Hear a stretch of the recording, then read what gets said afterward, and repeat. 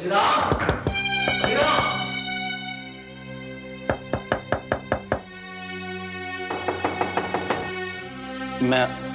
मैं अभी आया। बलिराम,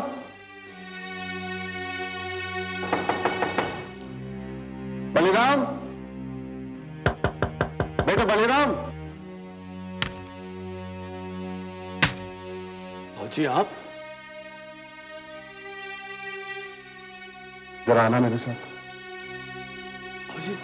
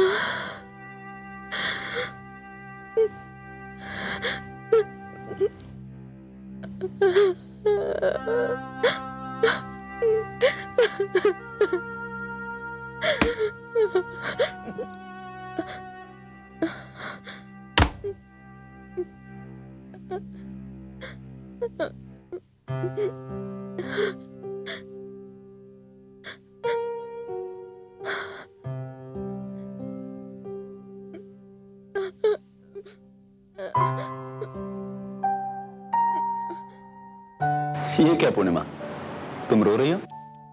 ये रोने धोने के रिवाज बहुत पुराने हो गए, अब रोना बंद करो। और वैसे भी अब तुम अपने मायके में नहीं, ससुराल में हो, और रोने धोने के लिए सारी उम्र तो पड़ी ही है हमारे पास। अब अपना ये प्यारा सा चेहरा मुझे दिखा दो। बलिराम, बलिराम।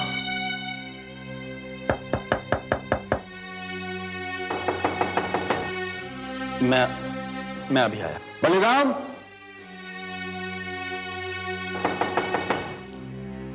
बलिराम, बेटा बलिराम। फौजी आप? जरा आना मेरे साथ। फौजी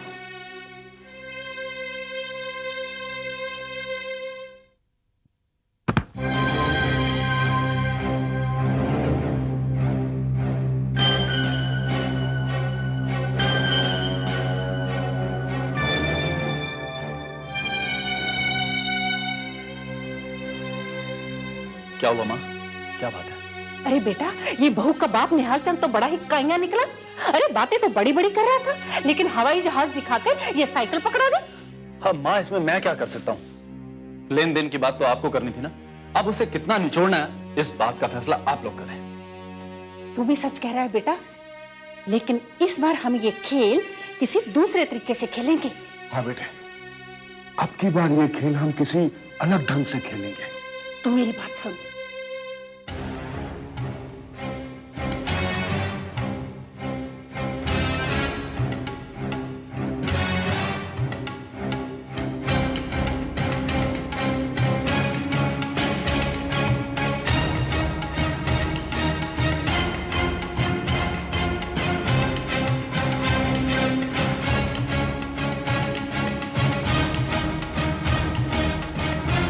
हाँ माँ, मैं समझ गया। यानी अब मुझे उसे मायके भेजना होगा। गायत्री, बेटी की शादी हो गई, एक बड़ी चिंता, बड़ा बोझ उतर गया। अब चैन आया है मन को। अरे लेकिन तुम्हें क्या हुआ? कभी कभी ऐसा लगता है हमने अपनी बेटी के साथ बड़ा अन्याय किया है, बड़ी ज्यादती की है हमने उसके साथ। अरे ये क्या कह रही हो गायत्री? क्या ज्यादती की हमने उसके साथ? जिस तरह से पूर्णिमा को रमेश पसंद था और रमेश भी पूर्णिमा को पसंद करता था, कितना अच्छा होता हम अपनी बेटी की शादी उसकी पसंद के लड़के से कर देते। मैं माँ हूँ, अपनी बेटी को अच्छी तरह से जानती हूँ।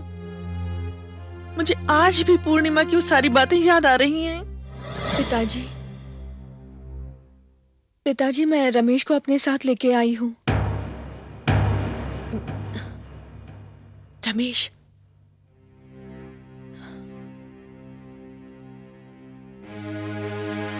नमस्ते जी।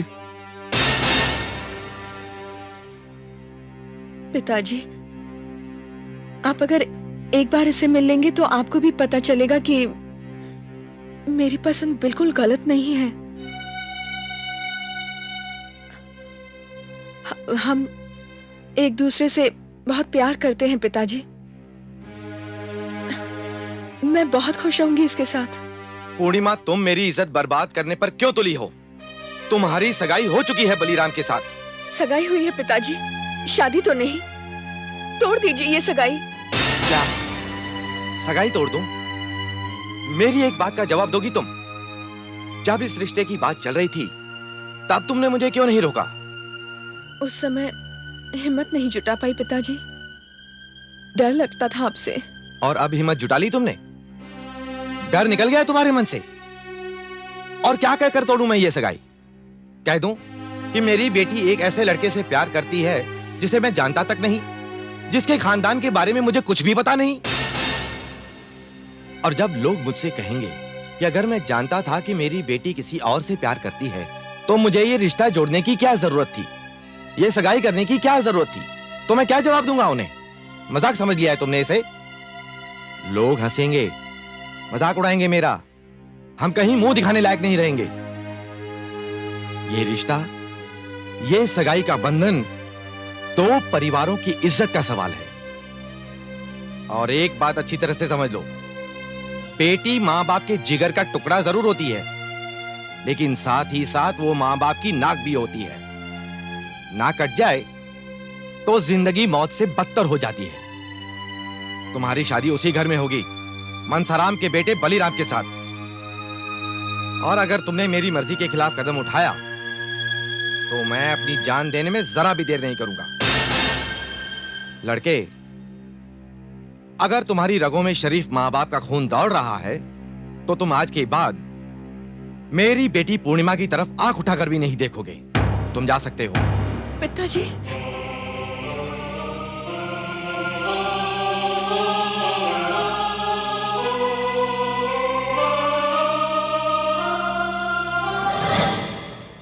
पूर्णिमा की मां, मैंने जो कुछ भी किया सोच समझकर और अपनी बेटी के भविष्य को ध्यान में रखकर किया। आजकल अच्छे लड़के मिलते कहां हैं? लड़कियां बूढ़ी हो जाती हैं अच्छे रिश्तों के इंतजार में। और मैंने जहां रिश्ता किया है वहां इतना दहेज दिया है कि वो लोग खुश होंगे। अरे, इस वक्त कौन आया है? मैं देखता हूं। अरे पूर्णिमा बेटी, तुम? दामाद जी कहां हैं? मैं अंदर आ जाऊं? आजा बेटी, आजा आजा।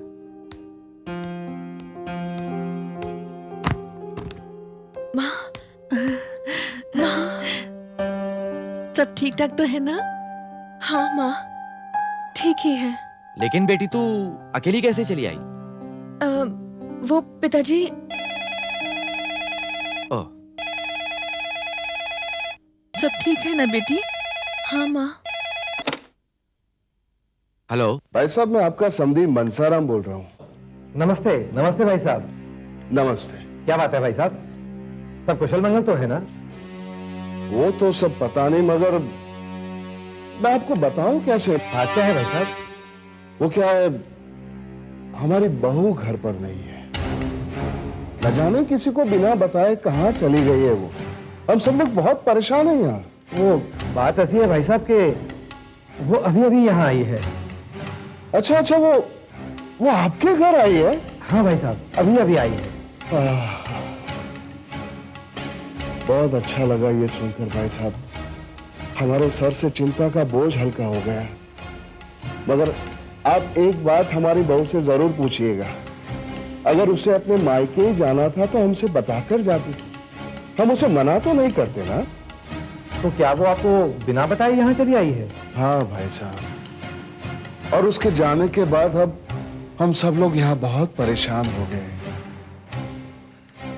भाई साहब, मैंने ये सोचकर आपको फोन किया कि वो आपकी इकलौती बेटी है और अपने मायके के अलावा कहाँ जाएगी वो। ठीक है, अब जो हुआ सो हुआ। मैं बलीराम को भेज दूंगा उसे लाने के लिए। अच्छा, रखता हूं फोन। नमस्ते भाई साहब। नमस्ते जी। सुनिए जी, गुस्से में तो आपने मेरी एक बात नहीं मानी और पूर्णिमा की शादी उस घर में कर दी, और आज जिन हालात में वो यहाँ आई है। गायत्री, मैं उससे कुछ नहीं पूछूंगा, लेकिन तुम उससे जरूर पूछो उससे कि वो ससुराल में किसी को कुछ बिना बताए यहाँ कैसे चली आई। लेकिन पूर्णिमा तो कुछ और ही बता रही है। वो बता रही है कि दामाद जी अपने पिताजी से अलग होकर कोई कारोबार करना चाहते हैं। कुछ रुपया तो उनके पास है और बाकी मदद वो हमसे चाहते हैं। ये झूठ है गायत्री, ये सच नहीं है। पिताजी, यही सच है। ये सच हो ही नहीं सकता। अभी अभी तुम्हारे ससुर जी का फोन आया था। उन्होंने कहा कि तुम उन्हें बिना बताए यहाँ चली आई हो। लेकिन पिताजी, यहाँ तक तो आपके दामाद ही मुझे छोड़कर गए हैं। क्या? हाँ, उन्हें किसी जरूरी काम से जाना था, इसलिए वो यहाँ पर नहीं आए। बेटी, मुझे सच सच बताओ, कहीं कोई और बात तो नहीं है? और बात? और बात क्या हो सकती है? कहीं ऐसा तो नहीं कि तुम अभी तक रमेश को भूल नहीं पाई? पिताजी, ये आप क्या कह रहे हैं? मैंने तो उसी दिन उसे मिलना जुलना बंद कर दिया था जिस दिन आपने जान देने की धमकी दी थी। कितने लाड़ प्यार से पाला है आपने मुझे। आपके विश्वास को मैं कैसे धोखा दे सकती हूँ? और पिताजी, अगर मुझे ऐसा ही कुछ करना था तो मैं शादी से पहले भी कर सकती थी, और आप मुझे रोक नहीं सकते थे क्योंकि मैं बालिग हूं। छी, ये आप किस तरह का इल्जाम लगा रहे हैं बेटी पर? गायत्री, अब मैं किसकी बात सच मानूं? जो ये कह रही है अगर वो सच होता तो इसके ससुर की बातों से मुझे उसकी भनक जरूर मिल जाती। तुम्हें अपनी बेटी की बातों पर भरोसा नहीं है? मुझे तो इसकी एक एक बात सच लग रही है। मुझे तो ऐसा लग रहा है कि हमसे बेटी की आड़ में पैसा खींचने की ये एक चाल है उनकी। नहीं गायत्री, कमीने से कमीना और लालची से लालची आदमी भी इतना जल्दी अपना रंग नहीं बदलता। मुझे जिंदगी का बहुत तजुर्बा है। पिताजी, आप मेरी बात माने या ना माने, मैंने तो आपको बता दिया है कि मैं आपसे मदद मांगने के लिए आई थी, क्योंकि जिस तरह से आपके दामाद ने मुझे बातें बताई हैं, जिस तरह से इन लोगों का पिछले हफ्ते से बर्ताव रहा है, उससे तो यही पता चलता है कि मेरे ससुर में और मेरे पति में बनती नहीं है। मैं उस घर में नहीं हूं पिताजी। मेरी तो मजबूरी यह है कि मैं कुछ बोल भी नहीं सकती। मुझे इस बात का शक उसी दिन हो गया था जिस दिन आपने मुझे इस घर से विदा किया था। कोई भी बाप अपने बेटे को उस समय नहीं बुलाता जिस समय वो अपनी पत्नी के साथ हो और जो सुहाग की सेज पर बैठी हो। आप मेरा विश्वास कीजिए पिताजी, जिस समय मैंने अपने पति के साथ अग्नि के फेरे लिए, उसी समय उसी अग्नि में रमेश की सारी यादें मैंने जला दी। आप मेरा विश्वास कीजिए पिताजी। मैं जानती हूँ बेटी, तुझे अच्छी तरह से जानती हूँ। अगर तेरी चिंता सही है तो तेरे पिता मदद जरूर करेंगे, क्यों नहीं करेंगे। तू परेशान मत हो। चल, तू पहले कुछ खा ले। चल।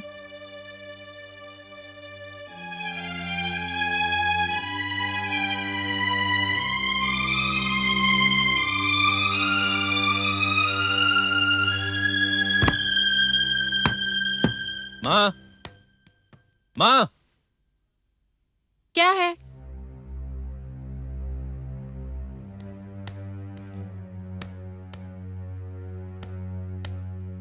ठीक है ठीक है। माँ जी, वो मैं अपने मायके आपकी इजाजत लेकर ही गई थी, लेकिन मेरे पिताजी कह रहे थे कि क्या मतलब? मैंने कुछ कहा तेरे पिताजी से? आपने कुछ नहीं कहा, पर बाबूजी ने फोन करके इसके पिताजी को बोला। नहीं बेटा, यहाँ से किसी ने कोई फोन नहीं किया। अब समधी जी अपनी बेटी से ये सब क्यों कह रहे हैं? ये तो भगवान जाने या समधी जी जाने। माँ, सब जानते हैं कि बाबूजी और मेरी नहीं बनती, लेकिन इसका ये मतलब तो नहीं कि वो मेरे ससुराल में ऐसे फोन करें। मैं सोच भी नहीं सकता था कि बाबूजी ऐसा करेंगे। अरे मैंने कहा ना, यहाँ से किसी ने कुछ नहीं कहा। अब समधी जी और तेरी बीवी तेरे और तेरे बाबूजी के झगड़े को बढ़ाकर तुझे हमसे अलग करना चाहते हैं तो और बात है। नहीं माँ जी, ऐसी कोई बात नहीं। पूर्णिमा, तुम अंदर जाओ। लेकिन मैंने कहा ना, तुम अंदर जाओ। ठीक है।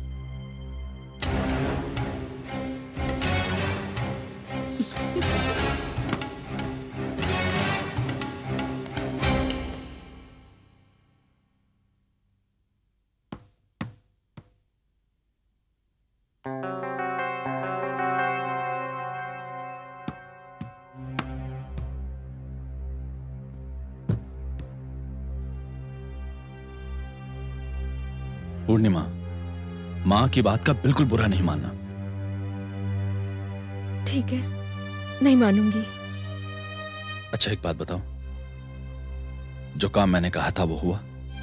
हाँ, सूटकेस में है। सुनो, माँ जी और बाबूजी लाख नाराज हो, लेकिन आपका उनसे अलग होने की बात करना कोई अच्छी बात नहीं है। पूर्णिमा, तुम बाबूजी को नहीं जानती, मैं जानता हूं। ये तो पिताजी ने हम पर विश्वास करके पैसे भिजवा दिए, और अब जो कदम मैंने उठाया है मैं उसे पीछे नहीं हटाऊंगा। अच्छा ये बताओ कि कितने पैसे लाई हो? 50,000। 50,000? हाँ, शादी में बहुत खर्चा हुआ था। पिताजी का हाथ भी बहुत तंग था। ये रकम भी उन्होंने कर्ज लेकर दी है। पूर्णिमा, तुम्हारे बाबूजी कितने अच्छे हैं। तुम्हें 50,000 रुपए दिए और मुझसे जिक्र तक नहीं किया। ये अलग बात है कि 50,000 से मेरा कुछ नहीं होगा। दोस्तों और रिश्तेदारों से 2-3 लाख रुपए का और इंतजाम करना पड़ेगा, तब जाके काम शुरू होगा। पर तुमने जो मेरे लिए किया वो हर लड़की नहीं करती। आजकल की लड़कियां तो बस, सच कहूं पूर्णिमा, तुम बहुत अच्छी हो, सच।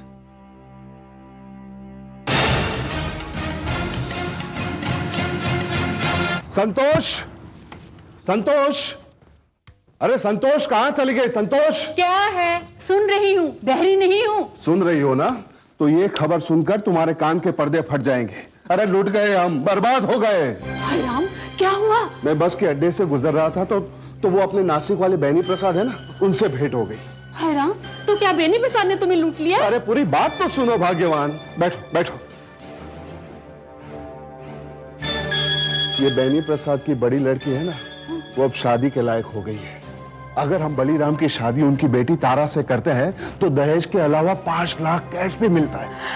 हाय मैं मर गई, फूट गए हमारे नसीब। आप सच कहते हो जी, हम सचमुच लुट गए। अरे जो पैरों पर 5 लाख देने को तैयार हो, वो तो सोने का अंडा देने वाली सोने की मुर्गी है। हाँ, है तो वो सोने की मुर्गी, मगर यहां से भी कुछ आया होगा ना? कुछ खास नहीं बाबूजी, सिर्फ 50,000। क्या? सिर्फ 50,000? हाँ माँ, सिर्फ 50,000। और बाबूजी, उसके लिए भी मेरे ससुर को कर्ज लेना पड़ा। लगता है अब इन तिलों में तेल नहीं है। लेकिन अब ये 10 लाख की आसामी जो है, इसका क्या करूं? इसका क्या करना है? जाकर पकड़ लो। हाँ हाँ पकड़ लूं, लेकिन इसका क्या करे संतोष? इसका भी वही करेंगे जो पहली वाली का किया। लेकिन तुम मेरी बात नहीं समझती। लेकिन छोड़ो, पहली वाली का किसी को पता चला? इसमें बलीराम की राय लेना बहुत जरूरी है। बाबूजी, आज तक मैंने आपकी बात टाली है जो अब टालूंगा, और ज्यादा से ज्यादा होगा भी क्या, फांसी तो होगी नहीं। शाबाश बेटे। बहुत अच्छे बेटे। अब भगवान का नाम लेकर शुरू करते हैं शुभ कार्य। हाँ, तो अब बताइए आप यहाँ कैसे? दरअसल बेनी प्रसाद जी, मैं बहुत परेशान हूं। क्यों, क्या परेशानी है? क्या बताओ बेनी प्रसाद जी, अभी महीने भर पहले ही मैंने मेरे इकलौते बेटे बलीराम की शादी की थी। पता नहीं पिछले जन्म में कौन से पाप किए थे, कैसी बदचलन और बदमिजाज बहू मिली है हमें। हमसे बिना बताए घर से चली जाती है और फिर बेशर्म होकर घूम फिरकर वापस घर चली आती है। ऐसी आवारा और बदचलन बहू को आप वापस कैसे आने देते हैं? तो क्या करूं, लोगों के सामने अपनी इज्जत का तमाशा करूं? मेरा बली तो इस लड़की से शादी नहीं करना चाहता था। ये तो हमारी मत मारी गई थी कि इस जहर को हम अमृत समझे और मेरे सीधे साधे भोले भाले बेटे की जिंदगी बर्बाद कर दी। बेनी प्रसाद जी, जी चाहता है कुछ खाकर अपनी जान दे दो। अरे आप क्या कह रहे हैं मनसाराम जी? आप क्यों जान देंगे अपनी? छुट्टियां पकड़कर निकालिए उस लड़की को घर से बाहर, छुटकारा पाइए उससे। आखिर इस दुनिया में कोई कायदा कानून है कि नहीं?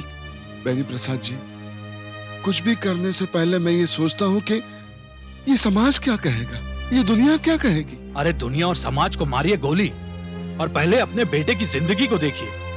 अभी उसकी उम्र ही क्या है? अगर उसने अपने आप को कुछ कर लिया तो सारी उम्र रोते रहेंगे आप। नहीं नहीं नहीं नहीं बेनी प्रसाद जी, आप ठीक कह रहे हैं। मैं अभी घर जाकर उस काली नागन से छुटकारा पाता हूं।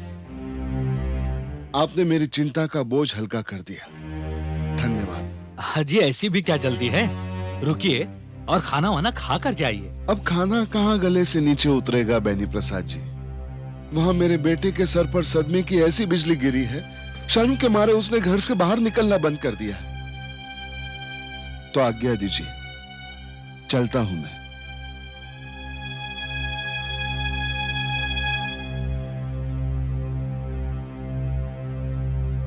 रुकिए मनसाराम जी। जी?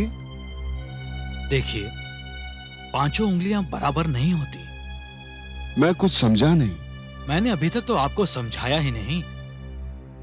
अगर एक लड़की आवारा और बदचलन निकले तो इसमें आपका या आपके बेटे का क्या दोष है? छुटकारा पाइए उस लड़की से। लड़कियों की कमी तो नहीं है दुनिया में। सभी जानते हैं कि आप लोग शरीफ आदमी हैं और शरीफ लोगों की औलाद भी शरीफ ही होती है। उसे कोई भी शरीफ और सुशील लड़की मिल जाएगी। ये आप क्या कह रहे हैं बेनी प्रसाद जी? अरे कौन देगा मेरे बेटे को अपनी बेटी? मनसाराम जी, आप दोस्त समझकर मेरे पास आए हैं, मैं निभाऊंगा आपके साथ दोस्ती। मैं कुछ समझा नहीं बेनी प्रसाद जी। देखिए, आप मेरे पास राय लेने आए थे और मैंने आपको सही राय दे दी। अब बस जल्दी से उस लड़की से छुटकारा पाइए और आइए मेरे घर में शगुन लेकर, मेरी बेटी तारा के लिए। जी? जी हाँ। बेनी प्रसाद जी, बहुत बहुत मेहरबानी, आपकी बहुत बहुत मेहरबानी बेनी प्रसाद जी। आपने मेरे बेटे की जान बचा ली और आप तो इंसान के रूप में देवता है, देवता है बेनी प्रसाद जी, देवता। अरे ये आप क्या कर रहे हैं? आप धन्य है बेनी प्रसाद जी, आप धन्य है, धन्य।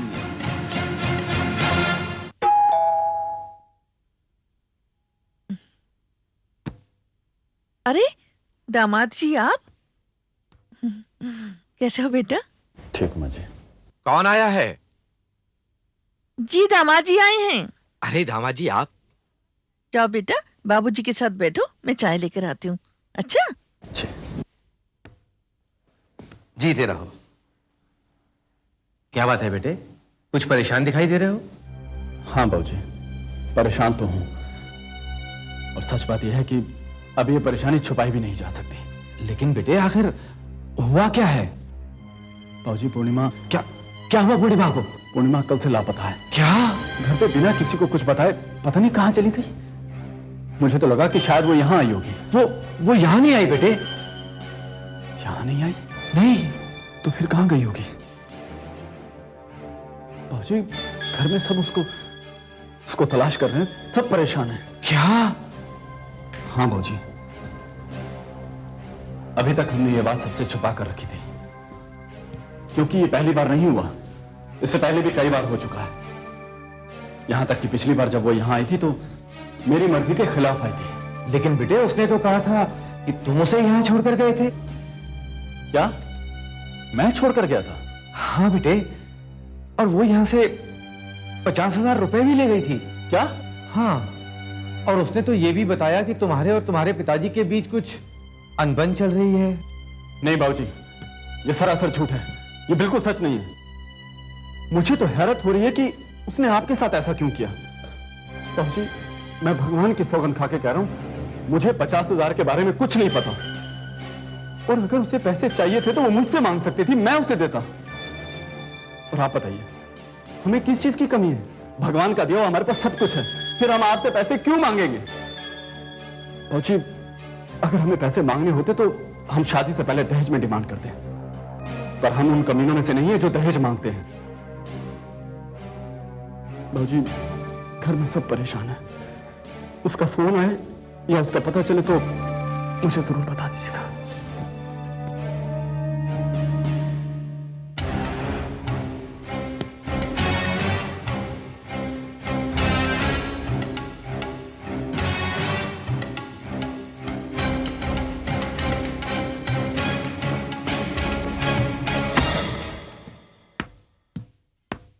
अरे सर, आप बंद कर अपनी जुबान। दुनिया में कई कमीने होते होंगे, लेकिन तुझ जैसा कमीना। ये क्या कह रहे हैं सर आप? ज्यादा नाटक करने की जरूरत नहीं है। बता, पूर्णिमा कहाँ है? पूर्णिमा वही होगी जहां उसे आपने भेजा था। मुझे तो पूर्णिमा से मिले ठीक 6 महीने हो गए हैं, और जब से आपने मुझे मना किया था पूर्णिमा से मिलने के लिए, तब से आज तक मैं उससे कभी नहीं मिला। तुम झूठ बोल रहे हो। मैंने तो यह सोचकर उसकी शादी अच्छे घर में करवा दी थी कि वो तुझे भूल जाएगी, लेकिन मुझे क्या पता था कि वो शादी के पवित्र बंधनों को भूलकर तेरे साथ। बस कीजिए सर, बहुत बोल चुके हैं आप। लगता है आप अपने होशो हवास खो बैठे हैं। ये सच है कि मैं पूर्णिमा से प्यार करता था, और आज भी करता हूं, लेकिन पूर्णिमा जैसी शरीफ और अच्छी लड़की के जिस्म को छूने के ख्याल से भी मैं घबरा जाता हूं। मैं सिर्फ इतना ही कहूंगा कि अगर इस दुनिया में पूर्णिमा नाम की लड़की शरीफ नहीं है, पवित्र नहीं है, तो पवित्र नाम की चीज से इस दुनिया का विश्वास उठ जाएगा। सर, मैं आपकी इज्जत करता हूं। मैं समझ सकता हूं कि पूर्णिमा के साथ जरूर कोई हादसा हुआ है जिसकी वजह से आप अपना मानसिक संतुलन खो बैठे हैं। अगर आपकी जगह अल्फाज मेरे अपने बाप ने भी कहे होते तो मैं उनका भी अपमान करता। मुझे सोचकर शर्म आती है कि आपने अपनी बेटी पर, उसकी निष्ठा पर, उसके चरित्र पर कीचड़ उछाला है। कैसे बाप हैं आप? कैसे बाप हैं आप? जो लड़की 20 साल आपकी नजरों के सामने रही, अगर आप उसे नहीं समझ सके तो मुझे आप पर और आपकी समझ पर, दोनों पर बहुत अफसोस है। सर, इससे पहले कि मैं होशो हवास गवा बैठूं और आपकी शान में कोई गुस्ताखी करूं, प्लीज आप यहां से चले जाइए।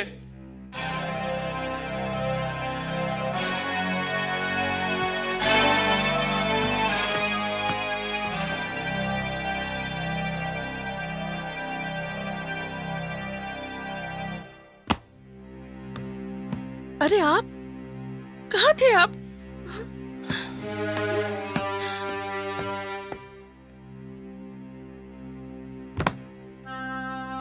कहाँ थे? आप बताइए ना, कहाँ थे? मत पूछ गायत्री कि मैं कहां था।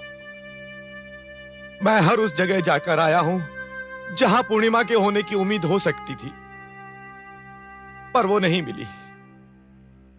गायत्री, हम लुट गए, हम बर्बाद हो गए, हमारी इज्जत सरे बाजार नीलाम हो गई। गायत्री, पूर्णिमा की ससुराल वालों ने पुलिस में रिपोर्ट लिखाई है, अब पुलिस भी उसकी तलाश करेगी।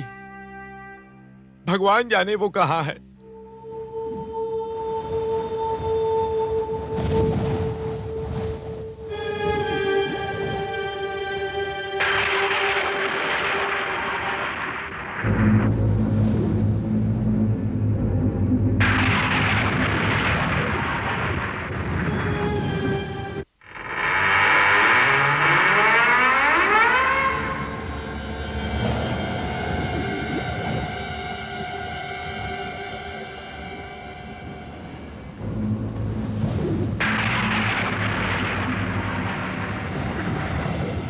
कौन हो तुम? पूर्णिमा, पूर्णिमा, आप यहां क्यों आई हो? क्या हमारी इतनी बदनामी काफी नहीं थी? अरे तूने तो हमें जीते जी मार डाला। कमबख्त, तू मर क्यों नहीं गई?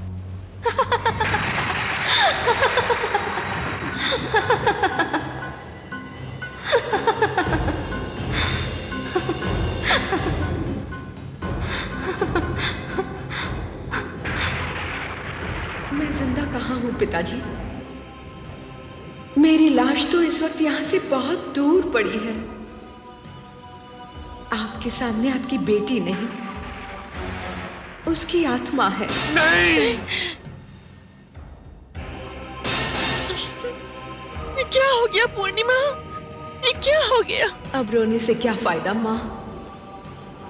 पिताजी,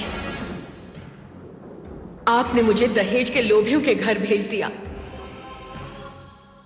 उसी ने, यानी मेरे पति ने मुझे यहां पे भेजा था आपसे रुपया लेने के लिए। लेकिन बेटी वो तो कहता है कि उसे रुपए मिले ही नहीं और उसको रुपयों के बारे में कुछ भी पता नहीं।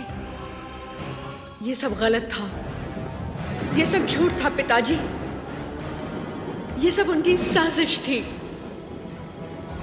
इस सब के पीछे एक बहुत गहरा राज है। लेकिन कुछ भी हो, मैं उन लोगों को छोड़ूंगी नहीं। बेटी, ये जो कुछ भी हुआ उसके लिए तू मुझे माफ कर दे। मैं तो तुझे ढूंढने के लिए रमेश के घर भी गया था। वहां मैंने उसे बहुत बुरा भला भी कहा। इस सब में उस बेचारे का क्या दोष पिताजी? मेरी इज्जत पर कोई धब्बा ना लगे, मुझ पर कोई उंगली ना उठाए, इसलिए उसने मुझसे मिलना ही बंद कर दिया था। बस एक बार शादी से पहले उसका फोन आया था, और वो भी यही बताने के लिए कि वो मेरा नाम लेकर जिंदगी गुजार देगा, लेकिन मुझसे मिलने नहीं आएगा। ये सब हुआ कैसे? मैं जानती हूँ बेटी, दहेज के लोभी पराई बेटी के साथ कुछ भी बुरे से बुरा सलूक कर सकते हैं। माँ, वो लोग बड़े चालाक हैं। ये सब अचानक ही हुआ। मुझे शक था कि उस घर में कोई साजिश चल रही है, लेकिन उन लोगों ने ये नाटक बहुत खूबसूरती से खेला। मेरे घर से भाग जाने की अफवाहें फैला दी उन लोगों ने। अब आप पुलिस के पास जाएंगे तब भी आपकी कोई मदद नहीं कर पाएगा। मेरे साथ क्या हुआ, कैसे हुआ, ये मेरे सिवाय और उनके सिवाय और कोई नहीं जानता पिताजी। चाहे कुछ भी हो बेटी, लेकिन मैं उन कमीनों को छोड़ूंगा नहीं, नहीं छोड़ूंगा उन कमीनों को। कोई फायदा नहीं होगा पिताजी, आप कुछ नहीं करेंगे, कोई कुछ नहीं करेगा। अब जो भी करना है मैं करूंगी, उनसे बदला मैं लूंगी, मैं करूंगी अपना इंसाफ। मेरी अदालत होगी, मैं ही मुंसिफ बनूंगी और सजा भी मैं ही दूंगी, और आप देखेंगे।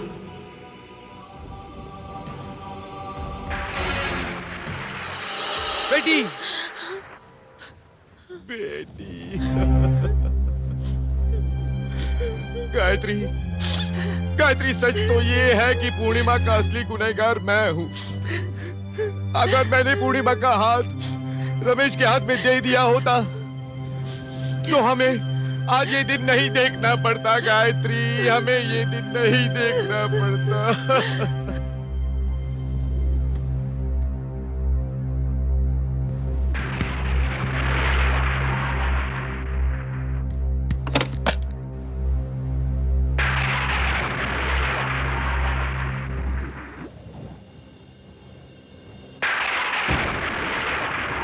किसे फोन कर रहे हो रमेश?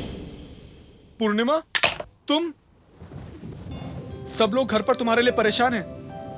अभी मैं तुम्हारे ही घर पर फोन कर रहा था।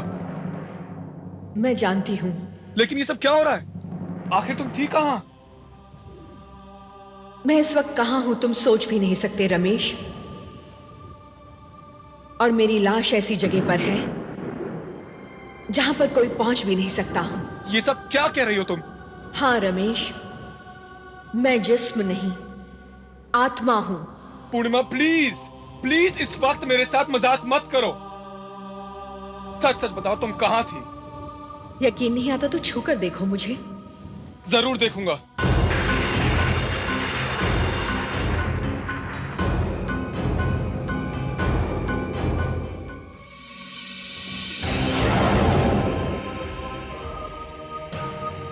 पूर्णिमा तुम हाँ रमेश, मैं दहेज की भेंट चढ़ गई। उन लोगों ने पहले मुझे बदनाम किया, मेरे चाल चलन पर कीचड़ उछाला, और वो भी इस तरह कि उनकी चाल का मुझे पता ही नहीं चला। और फिर एक दिन वो लोग मुझे कुलदेवी के मंदिर ले जाने के बहाने अपने साथ ले गए।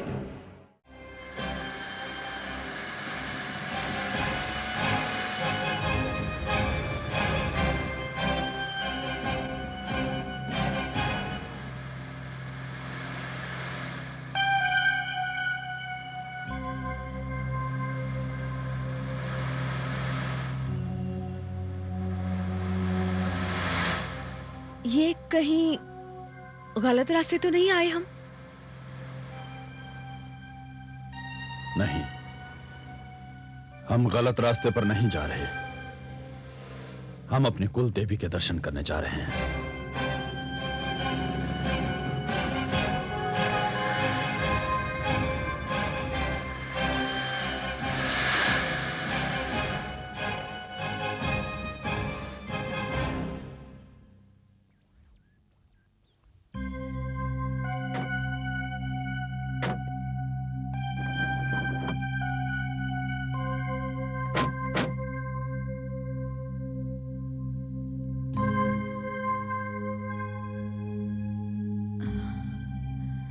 ये कहां लेके आए आप?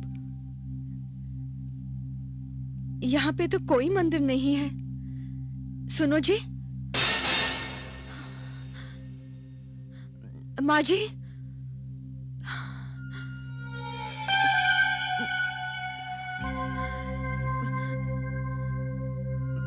बाबूजी,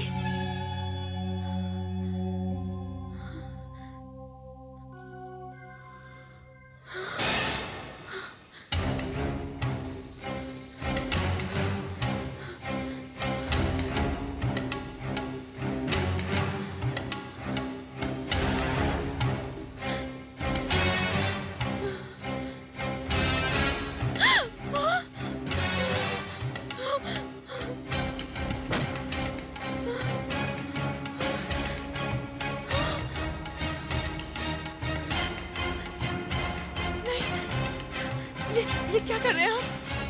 प्लीज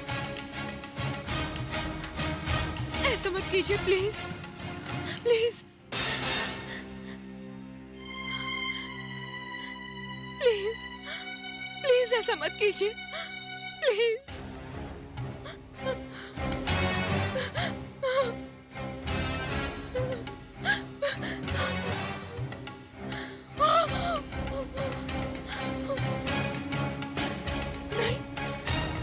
ये क्या कर रहे हैं आप? नहीं, प्लीज भगवान के लिए ऐसा मत कीजिए, प्लीज प्लीज।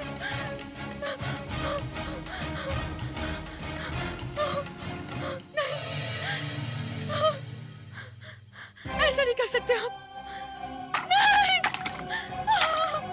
प्लीज मैं आपके पाँव पड़ती हूँ, ऐसा मत कीजिए, प्लीज प्लीज।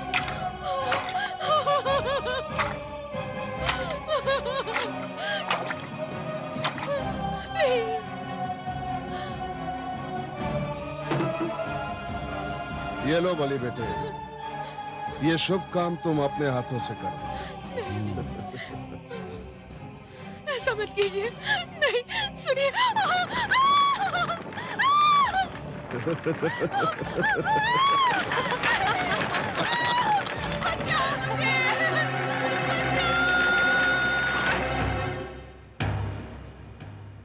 पूर्णिमा, ये कैसा जुल्म हुआ है तुम्हारे साथ? वो भी उस देश में जहां नारी को देवी की तरह पूजा जाता है। ये अन्याय, ये अत्याचार आखिर कब तक? मैं उन तीनों को जिंदा नहीं छोड़ूंगा। जो तुम्हारे साथ हुआ है वही उन तीनों के साथ भी होगा। नहीं रमेश, तुम ऐसा कुछ नहीं करोगे।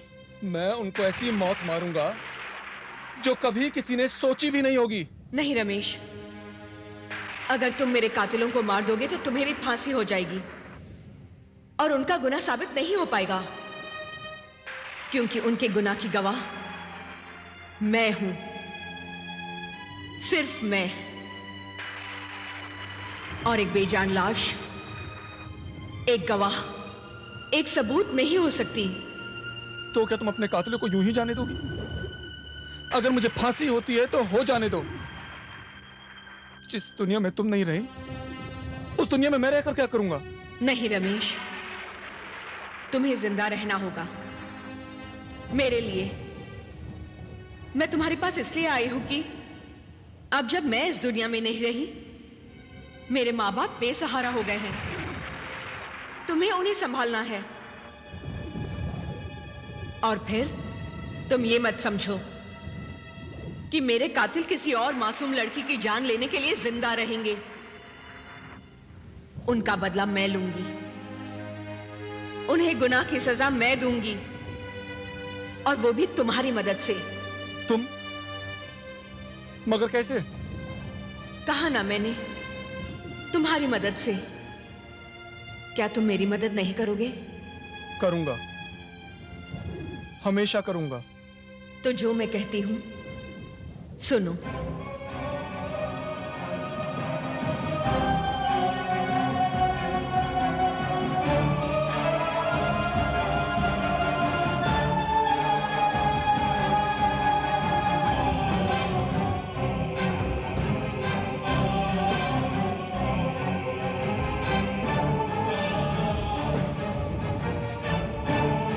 हे भगवान, कितने अरमान थे मेरे दिल में कि घर में बहू आएगी, फिर वो माँ बनेगी, पोता पोती होंगे, लेकिन सारे अरमान बिखर गए।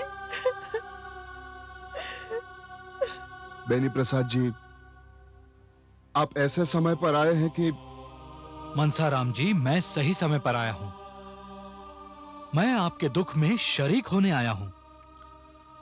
देखिए मनसाराम जी, इससे पहले भी मैंने आपको यही कहा था कि जो हुआ उसे भूलने की कोशिश कीजिए।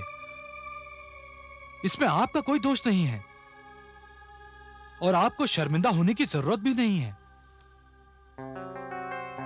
मनसाराम जी, मैं एक दोस्त होने के नाते आपके पास एक प्रस्ताव लेकर आया हूं। कैसा प्रस्ताव? आप मेरी बेटी तारा को अपने घर की बहू बना लीजिए। जी?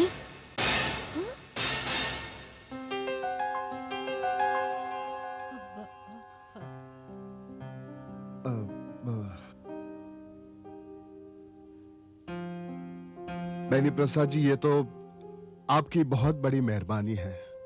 देखिए मनसाराम जी, मैं जानता हूं कि आप शरीफ खानदान के लोग हैं और मुझे विश्वास है कि मेरी बेटी आपके घर में बहुत खुश रहेगी।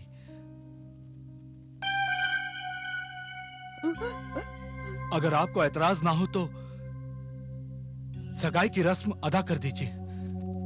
मैं आपको कैसे इनकार कर सकता हूं? आप तो अंधे की लाठी बनकर आए हैं। क्यों संतोष?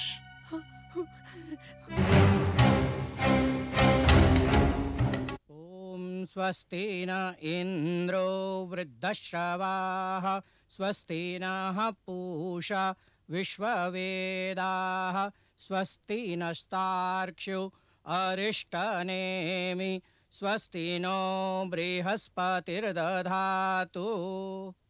सगाई का समय हो गया है, कन्या को बुलाइए। बस पंडित जी, अभी आती ही होगी।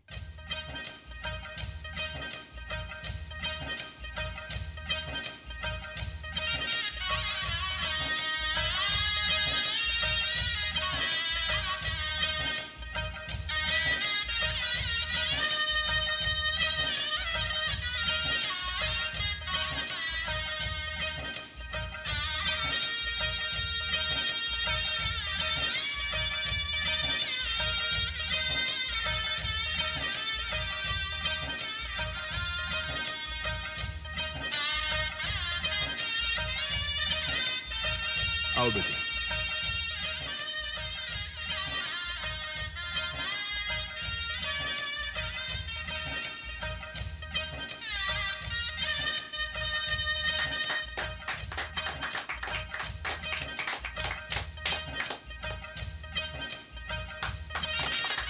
बधाई हो बधाई हो, बधाई हो बहुत बेनी मुबारक प्रसाद। हो। मुबारक हो। जरा मेरे साथ आएंगे प्लीज।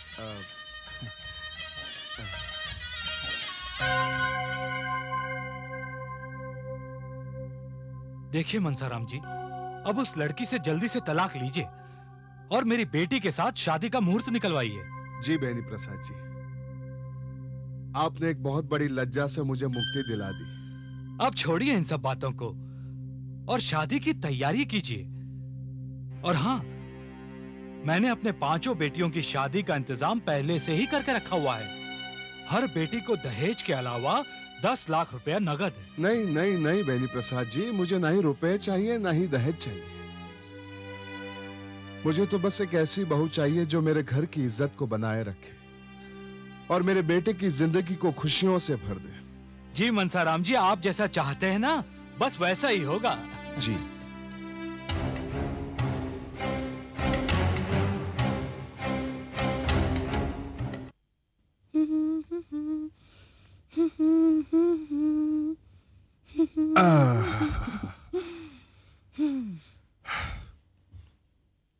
देखा संतोष, किस तरह से मैंने हालात को अपने पक्ष में कर लिया। पूर्णिमा से छुटकारा और बेनी प्रसाद की बेटी तारा से रिश्ता। ना हिंग लगी ना फिटकरी और रंग हुआ चोखा। ये तो सचमुच आपने कमाल ही कर दिया। अरे संतोष, इसे क्या हुआ? अरे बली, तुझे क्या हुआ? क्या तू इस रिश्ते से खुश नहीं है? मां, रिश्ते से खुश हूं, पर बाबूजी ने ये क्या किया मेरी समझ में नहीं आया। मैंने क्या किया बेटे? बाबूजी, मेरी समझ में नहीं आता कि आपने इस सगाई का झमेला ही क्यों डाल दिया। अगर सीधे शादी होती ना तो बहू तो घर में आती, 10 लाख रुपए भी घर में आते। बलिराम, इसलिए तू मेरा बेटा है और मैं तेरा बाप हूं। तेरी नजर सिर्फ 10 लाख पर है और मेरी नजर है 50 लाख पर। अब तू उनका होने वाला दामाद है और तेरी हर तकलीफ पर उनके प्राण निकलेंगे। अब ये तुझ पे निर्भर करता है कि तू कितनी खूबसूरती से, कितनी चालाकी से उन्हें अपने जाल में फंसाता है।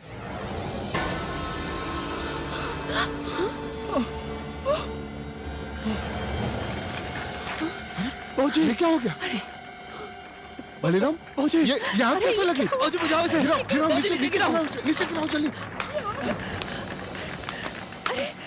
बुझाओ इसे। हे बली बुझाओ इसे। बाबूजी, क्या हो रहा है बाबूजी?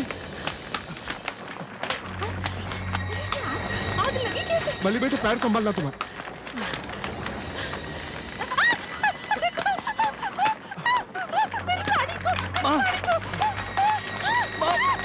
बिल्कुल फिर ना करें मां।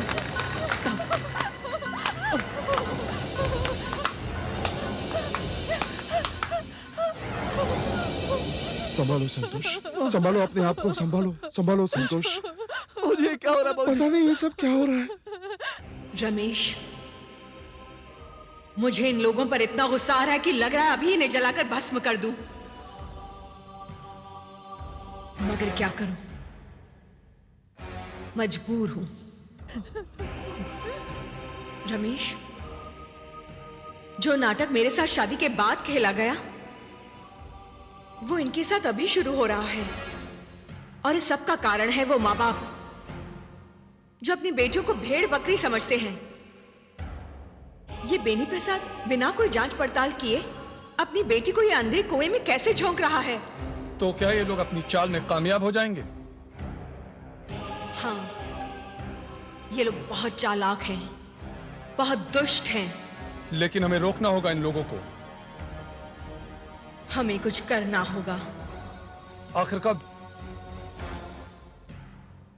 उनके पाप का घड़ा भर जाएगा तब।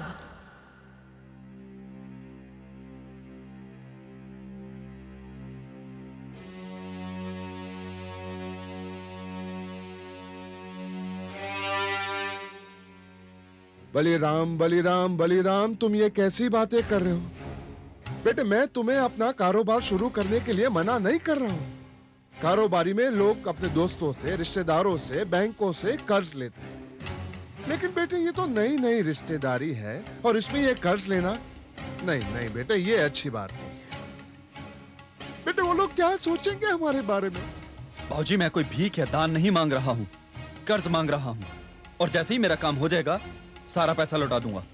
नहीं नहीं नहीं नहीं बली, ये नहीं हो सकता। बेटे, इस मनसाराम ने आज तक किसी के सामने अपना माथा नहीं टिकाया सिवाय भगवान के। ये बेनी प्रसाद पहले मेरे मित्र थे और अब रिश्तेदार हैं। अरे एक एहसान तो किया है उन्होंने हम पर, अपनी बेटी इस घर में देकर। अब दूसरे एहसान का बोझ उठाने की हिम्मत नहीं है मुझ में बेटे। अपने बाप की बात मान और ये ख्याल अपने दिल से निकाल दे बेटे। बेटे ये पैसों की लेन देन है, और पैसे वो भी कम नहीं, पूरे 10 लाख। बाबूजी, आप मेरे बात समझने की। वाह मनसाराम जी, वाह। अरे बेनी प्रसाद जी, आप? नमस्ते। नमस्कार। नमस्कार बेटी। नमस्ते। जीती रहो बेटी। नमस्ते। सुखी रहो, सुखी रहो। आइए ना, आइए बैठिए, आइए। बैठेंगे हम बाद में, मगर आपसे एक शिकायत है। कैसी शिकायत? मनसाराम जी, आप सिर्फ मुंह देखी रिश्तेदारी निभा रहे हैं, दिल से नहीं। ये क्या कह रहे हैं बेनी प्रसाद जी? मैंने क्या किया है? क्या किया आपने? आपकी सारी बातें सुन ली है मैंने। जी? जी मनसाराम जी, अगर हमारा होने वाला दामाद कुछ कारोबार शुरू करना चाहता है और उसे कारोबार शुरू करने के लिए रुपए की जरूरत है, तो क्या वो रुपए बाहर से लेगा? क्या आपने मुझे इस काबिल भी नहीं समझा? ये क्या कह रहे हैं आप बेनी प्रसाद जी? मैं सच कह रहा हूं मनसाराम जी। अब इस घर में मेरी बेटी भी तो आने वाली है, और बेटी और दामाद में क्या फर्क है? जो दामाद जी चाहते हैं मैं वो दूंगा, और आप इसमें कुछ नहीं बोलेंगे। बेटे बलिराम, मैं कल ही 10 लाख रुपए का ड्राफ्ट बनाकर तुम्हें भेज दूंगा। अब उधर क्या देख रहे हो? मनसाराम जी को कहने के लिए अब कुछ भी नहीं रह गया है। क्यों मनसाराम जी? अब मैं क्या कह सकता हूँ बेनी प्रसाद जी? अरे बेटे, मुझे क्या देख रहे हो बेटे? पांव छुओ, ससुर जी के पांव छुओ बेटे। अरे नहीं नहीं बेटा।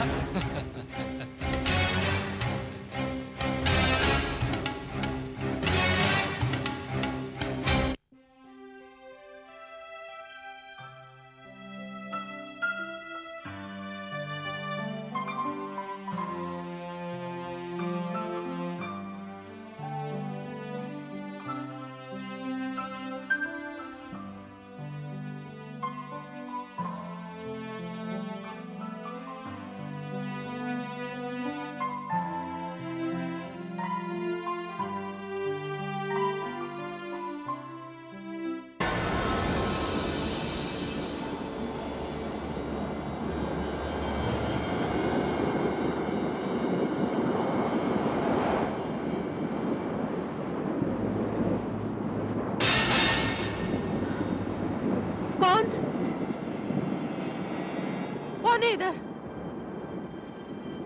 सामने क्यों नहीं आता? सामने आओ, कौन है?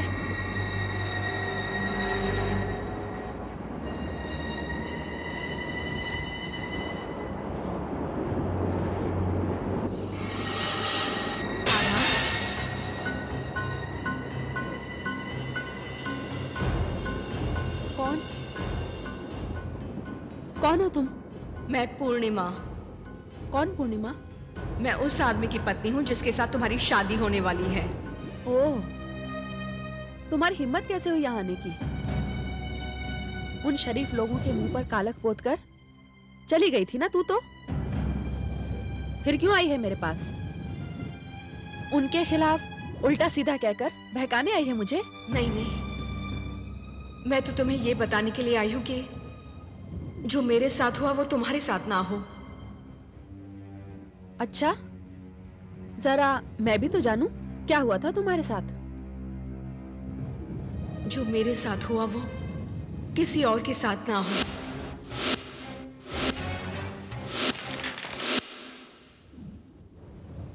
अब मैं शरीर नहीं, आत्मा हूं।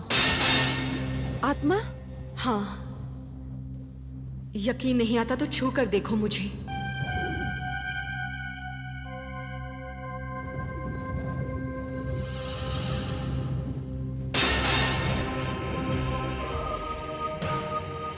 डरो नहीं, मैं तुम्हें कुछ नहीं करूंगी। मैं तो तुम्हारी मदद करने के लिए आई हूं, तुम्हें यह बताने के लिए आई हूं कि जो मेरे साथ शादी के बाद हुआ वो तुम्हारे साथ शादी से पहले ना हो। क्या मतलब है तुम्हारा? उन लोगों ने मेरे माता पिता से भी उसी तरह पैसा ऐंठा था जिस तरह तुम्हारे पिता से वो 10 लाख रुपए की मांग कर रहे हैं। शादी से पहले 10 लाख, शादी के बाद और जब कोई और बड़ी आसामी मिल जाएगी तब तुम्हारा भी वही हाल होगा। घर से भाग जाने का इल्जाम और उसके बाद आग का खेल। पर मैं तुम्हारी बातों का यकीन कैसे करूं? वहां खिड़की के बाहर रमेश खड़ा है, वो तुम्हें सारी सच्चाई बता देगा।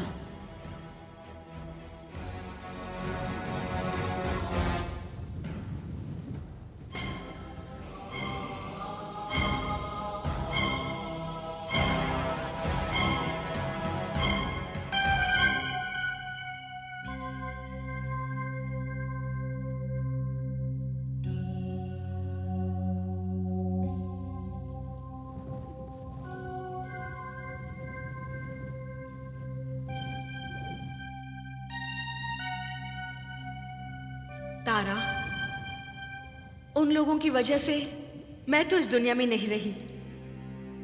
कम से कम खुद की जान बचाने के लिए तो उससे बात कर लो।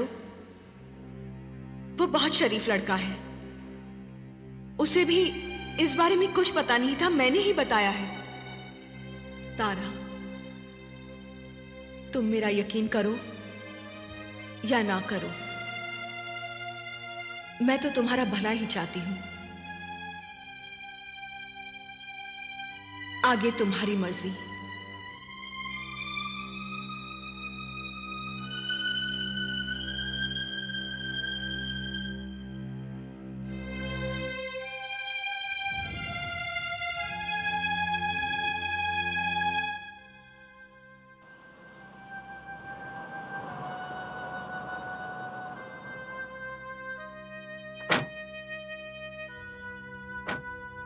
तारा जी, इस तरफ।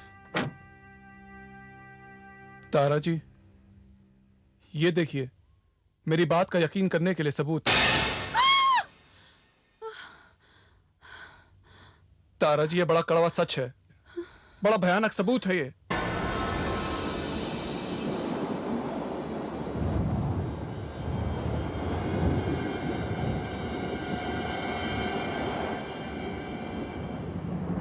पूर्णिमा, मेरा अंजाम तो तुम अपनी आंखों से देख चुकी हो। मुझे उम्मीद है कि मुझे इंसाफ दिलाने में तुम मेरी मदद करोगी। मुझे क्या करना होगा पूर्णिमा? हेलो, कौन? तारा बेटी? अरे कहां से बोल रही हो तुम? पिताजी, ये मत पूछिए कि मैं कहां से बोल रही हूँ। मुझे आपसे एक बहुत जरूरी बात करनी है। क्या जरूरी बात है? पिताजी, आप जो मेरे ससुराल वालों को 10 लाख रुपए देने वाले हैं वो अब नहीं देंगे। अरे क्या तू पागल हो गई है? ये अचानक क्या सूझी है तुझे?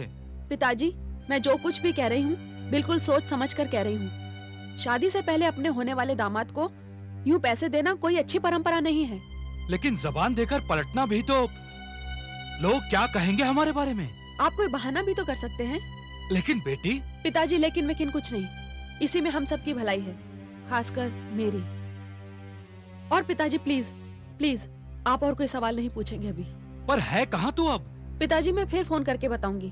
और हाँ, आप ये फोन 1 घंटे बाद करेंगे।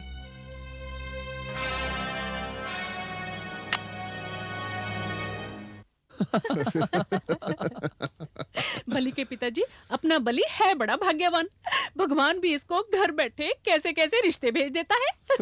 माँ, आज की रात वैसे तो मुझे नींद आएगी नहीं, और अगर आ भी गई ना तो सारी रात सपनों में मुझे 10 लाख रुपए ही दिखाई देंगे। ये देखो, ये देखो, ये भी सच बोल रहा है। हेलो, कौन? मनसाराम जी, मैं बेनी प्रसाद बोल रहा हूँ। अरे बेनी प्रसाद जी, हाँ हाँ हाँ, कहिए, कैसे याद किया? जी वो एक बात कहनी थी आपसे। हाँ हाँ हाँ, कहिए, क्या बात है? जी, कल जो मैंने 10 लाख रुपए का ड्राफ्ट देने की बात की थी ना। हाँ हाँ, जी जी जी। वो काम कल नहीं हो पाएगा जी। उसमें थोड़ी अड़चन आ गई है मनसाराम जी, वो थोड़ा वक्त लग जाएगा। यानी समझिए कि 1 महीना। मुझे बहुत शर्मिंदगी हो रही है ये कहते हुए। नहीं नहीं, आप ये क्या कह रहे हैं बेनी प्रसाद जी? आप बिल्कुल चिंता मत कीजिए, आप बिल्कुल शर्मिंदा मत होइए। आप इस बात को अपने दिल से निकाल लीजिए। ये तो समय समय की बात है बेनी प्रसाद जी, आज ना तो महीने भर बाद। हाँ जी। नहीं नहीं, आप इत्मीनान रखिए, हमारी तरफ से इत्मीनान रखिए। हाँ, अच्छा। क्या क्या कहा उसने? कल रुपए नहीं दे रहा? बाबूजी, यही कहा उसने। हाँ? संतोष, तेरा तो सारा का सारा नाटक धरा का धरा रह गया। लेकिन कल तो हाँ करके गया था, अब कौन सी बिल्ली आड़े आ गई?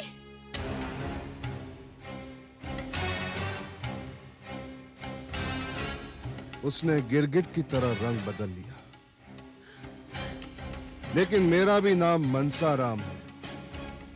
एक बार उसकी बेटी बहू बनकर इस घर में आ गई ना, तो मैं 10 लाख की जगह 50 लाख वसूल करूंगा। बोलिए बेटे, तुम्हारे होने वाले ससुर को और तुम्हारी होने वाली दुल्हन को ये फोन बहुत महंगा पड़ेगा।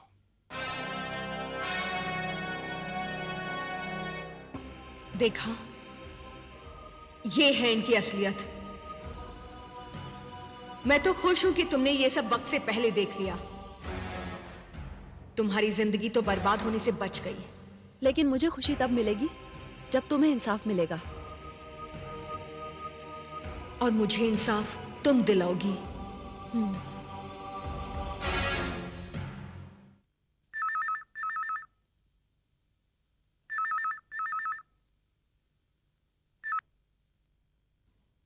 हेलो बाबूजी, मैं तारा बोल रही हूँ। तारा बेटी? हाँ बोलो बेटी, कैसे फोन किया? जी बाबूजी, पिताजी ने आपको फोन करके कहा कि वो आपको वो 10 लाख का ड्राफ्ट कल सुबह नहीं दे पाएंगे। हाँ, ऐसा ही कहा उन्होंने।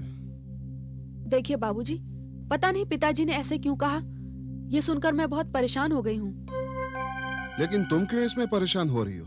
परेशान कैसे ना हूँ, ये हमारी इज्जत का सवाल है। मुझे उस घर में अपनी जिंदगी गुजारनी है, और पिताजी का इस तरह जबान देकर मुकर जाना मुझे बिल्कुल अच्छा नहीं लगा। देखिए, आपके शहर में मेरा बैंक अकाउंट है, मैं आ रही हूँ आपके पास। मैं अपने बैंक से 10 लाख रुपए निकालकर दे दूंगी आपको। क्या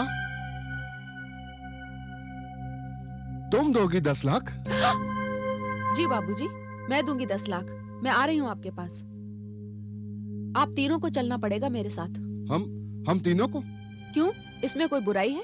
नहीं नहीं नहीं नहीं नहीं नहीं बेटी, तुम तो हमारी होने वाली बहू हो। तो फिर आप तीनों चल रहे हैं ना मेरे साथ?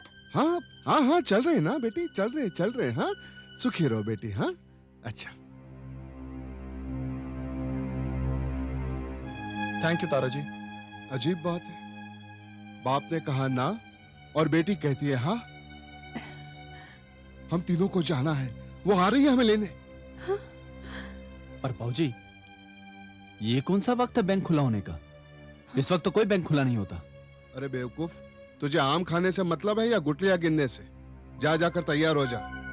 और संतोष जी, आप भी जाकर तैयार हो जाइए, आपकी प्यारी प्यारी बहू आ रही है 10 लाख देने के लिए। अरे वाह भाई वाह, बहू हो तो ऐसी। रमेश, तारा उन तीनों को लेकर अपनी मंजिल की तरफ रवाना हो चुकी है। आज उनकी जिंदगी का सूरज हमेशा के लिए डूब जाएगा। पूर्णिमा, वो लोग बड़े खतरनाक हैं। अगर उन्हें तारा पर जरा भी शक हुआ तो वो लोग तारा का भी वही हश्र करेंगे जो उन्होंने तुम्हारा किया था। नहीं रमेश, इस वक्त वो लोग खतरनाक नहीं, लालची हैं। लालची लोग अपने अंजाम से बेखबर उसी खाई की तरफ जा रहे हैं जो उन्होंने दूसरों के लिए चुनी थी।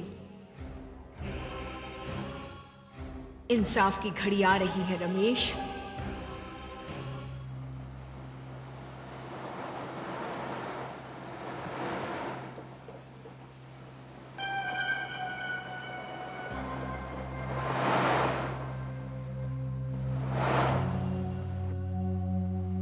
कहीं हम गलत रास्ते पर तो नहीं जा रहे? नहीं, ये बिल्कुल सही रास्ता है।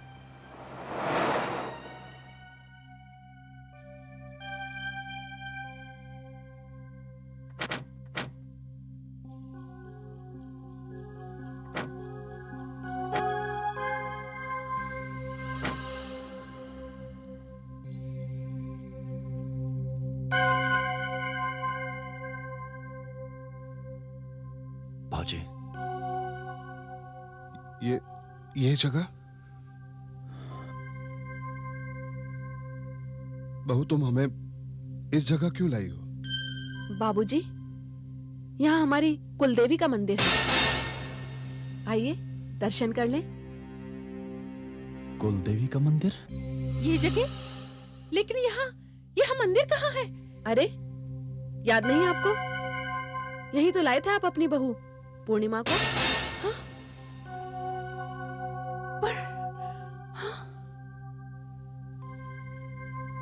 तुझे कैसे मालूम? मुझे मालूम हो गया है, सब कुछ मालूम हो गया है। तुम्हारे सारे कारनामे, सारी असलियत खुल गई है।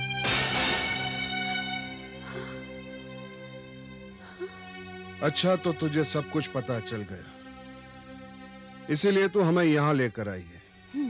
यानी मैनकी को जुकाम हो गया। हाँ? अब जब तुझे सब पता चल ही चुका है तो तू क्या समझती है? हमारे हाथों से जिंदा बच जाएगी तू? अरे बेवकूफ लड़की, हम तुझसे पैसा भी वसूल करेंगे और तेरा भी वही हश्र करेंगे जो पूर्णिमा का किया था।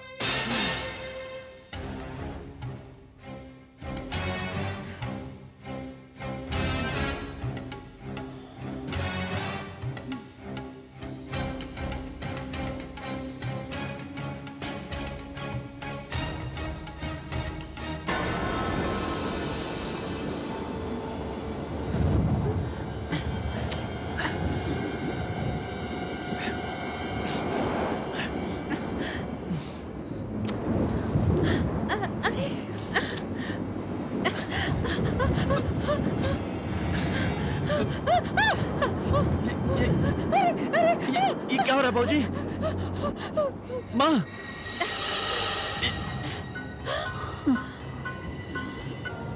पूर्णिमा!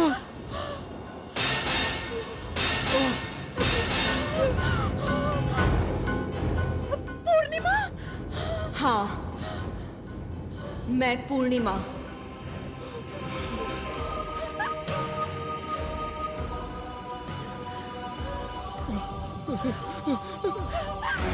मुझे मारकर तुम लोगों को चैन नहीं आया कि अपना दूसरा शिकार फांसने के लिए अपनी मरी हुई बहू पर आपने ये इल्जाम लगाया कि वो घर छोड़कर दूसरे के साथ भाग गई है।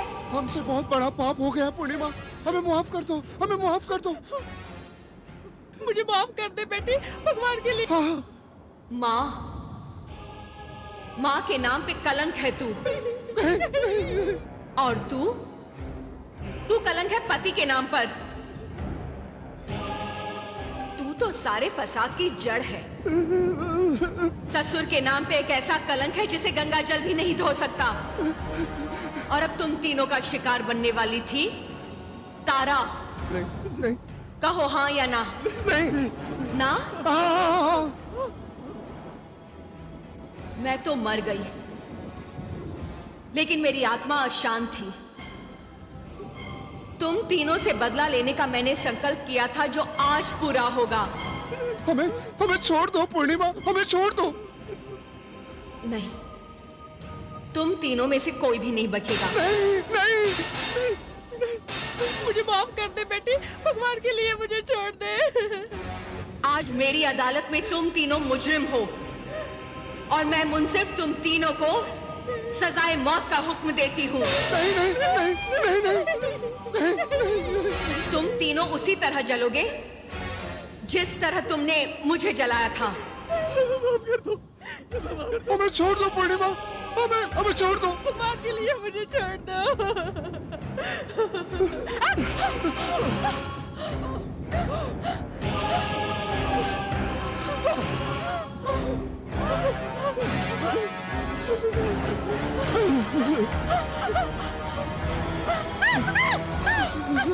नहीं, आज तुम में से कोई नहीं बच सकता। दूसरों की बेटियों को जलाने वाले, आज उसी आग में तुम जलोगे।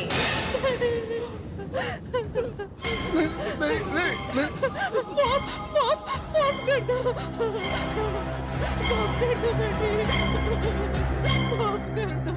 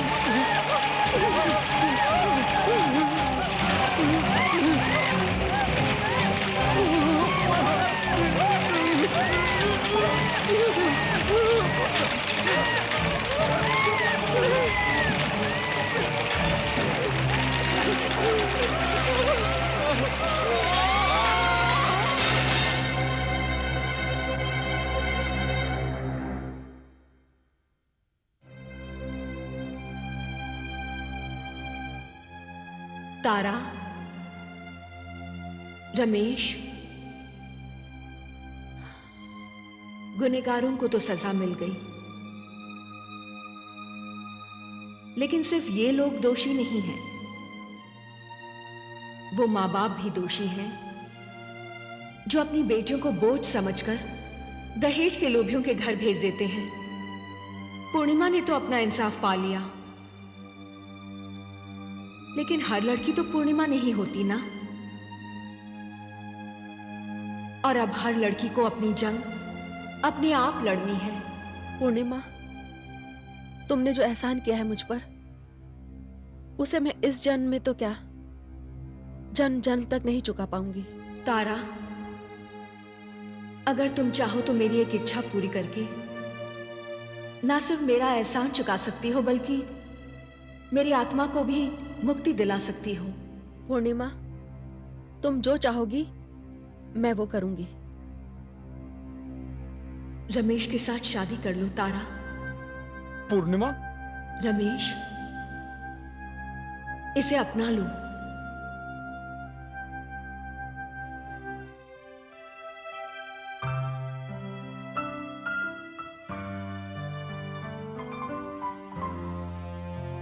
भगवान तुम दोनों को सदा खुश रखे। अलविदा।